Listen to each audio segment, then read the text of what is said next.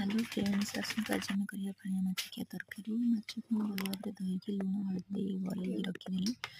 रखला भाजीदेली मुझे लुआ कड़े यूज करें लुआ कड़े यूज करेंगे लुआ कड़े भाजिले माछा भल भाव भाजी होता है टेस्टी होता है। आसंता ये मसला रेडी करवा मुझे सोरिष 3 चामच देती गोटे छोट बाउल सोरिष को फास्ट आप भिजे रखिदे तापर 2 चामच जीरा पकेबे तापर लंका आप चाहिए स्किप करेंगे मुझे लंका मिसई आ रसुण ये 7-8 बागुड़ा नहीं